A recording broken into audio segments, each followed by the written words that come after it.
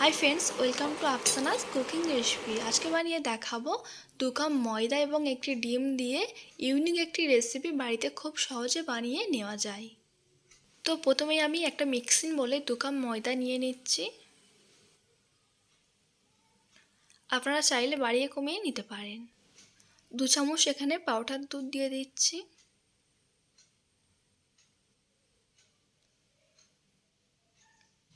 স্বাদ অনুযায়ী লবণ দিয়ে দিচ্ছি।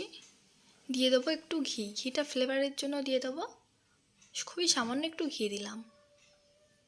আপনারা চাইলে এটা স্কিপ করতে পারেন। এবার দিয়ে দেবো স্বাদ অনুযায়ী চিনি। চিনিটা আমি এখানে 3 চামচের মতো দিয়ে দিচ্ছি। এখন দিয়ে দিচ্ছি ইস্ট। ইস্ট আমি এখানে 1 চামচের মতো নিয়েছি।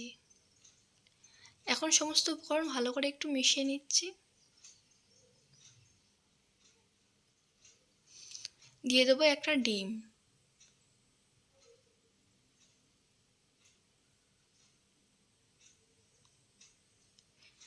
ডিমটা দিয়ে ভালোভাবে হাতের সাহায্যে একটু মাখিয়ে নেব।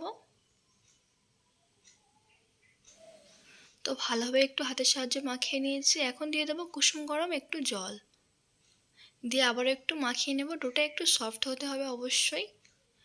তো মাখিয়ে নিচ্ছি ডোটা, তার উপরে একটু সাদা তেল দিয়ে আবারও একটু হাতের সাহায্যে মাখিয়ে নিচ্ছি।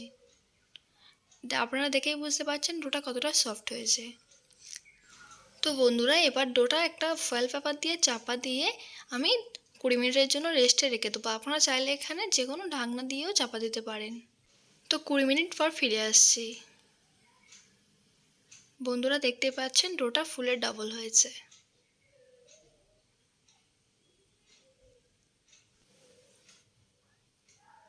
তো আমি এখানে অল্প একটু ময়দাটা দিয়ে ডোটাকে সুন্দর করে মেখে নেব।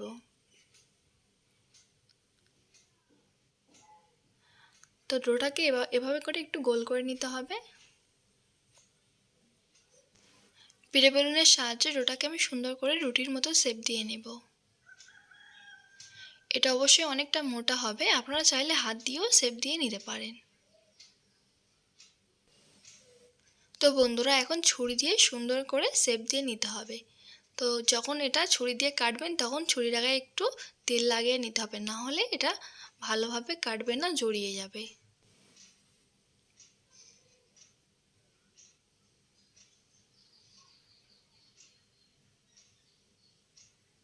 তো বন্ধুরা, ময়দার ডোটাকে আমি সুন্দর করে শেপ দিয়ে নিয়েছি। এখন একটা ডো তুলে নিচ্ছি। এখন সুন্দর করে এগুলো ভেজে নিতে হবে। তো এই পর্যায়ে নাস্তাগুলো ভেজে নেব। তার জন্য চুলায় একটা কড়া বসিয়ে দিয়েছি। তার মধ্যে সাদা তেল দিচ্ছি পরিমাণ মতো। তেলটা একটু গরম হলেই এগুলো দিয়ে দেব।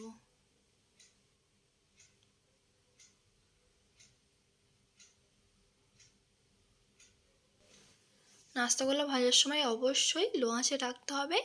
আর অল্প অল্প তেল নিয়ে চারিদিকে একটু একটু করে ছড়িয়ে দেব। তো দেখতেই পাচ্ছেন কতটা ফুলে উঠেছে। তো আবারও একটু একটু তেল নিয়ে সব নাস্তার উপরে দিয়ে দিচ্ছি।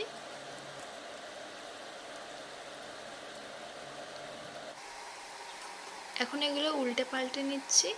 আর দেখতেই পাচ্ছেন কত সুন্দর একটা কালার এসছে। সব নাস্তাগুলো এরকমভাবে সুন্দর করে উল্টে নিচ্ছি।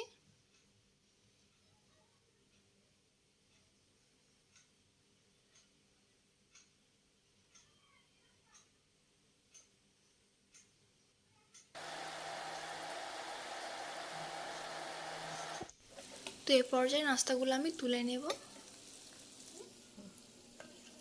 একটা প্লেটের মধ্যে আমি সার্ভ করছি।